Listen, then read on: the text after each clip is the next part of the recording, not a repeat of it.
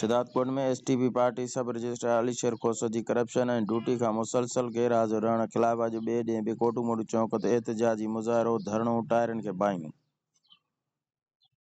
उन मौक़े ते अॻवाननि शबीर मक्सी, इमदाद सुमरो, रशीद मक्सी, दाद मोहम्मद खंड, न्याज़ चांडियो, सिजात तुनियो, ज़ाहिद मक्सी, इमरान खुश्क, नौशाद कलोड़ो ऐं ॿियनि चयो त सब रजिस्ट्रार अलीशेर खोसे खातनि में हेराफेरी करे ऐं हर जाइज़ कम ते ॻोही रिश्वत मुक़ररु करे छॾी आहे। उन्हनि चयो त सब रजिस्ट्रार अलीशेर खोसो एतिरो बाअसर आहे जो हिन जी ज़िले कमरशदा जे मिड़नि ई तालुक़नि ते चार्ज समेत ज़िले दादू तोड़े लाड़काणे जे केतिरनि ई तालुक़नि में चार्ज रिश्वत एवज़े क़ाबिज़ आहे।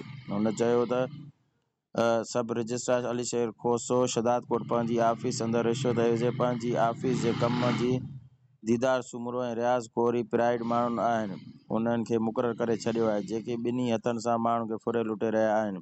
उन्हनि सिंध हुकूमत ऐं रेवेन्यू डिपार्टमेंट कमिश्नर लाड़काणो कमर शदादकोट खां मुतालबो कयो आहे त अलीशेर खोसे जे ख़िलाफ़ जल्द क़ानूनी कार्रवाई करे आफ़ीस में प्राइड माण्हुनि खे आफ़ीस जे कमनि मां नेकाली ॾिनी वञे। ॿी सूरत में एहतिजाज जो दाइरो वधायो वेंदो। गुलज़ार अहमद चांडियो, कोशिश डिजिटल, शदादकोट।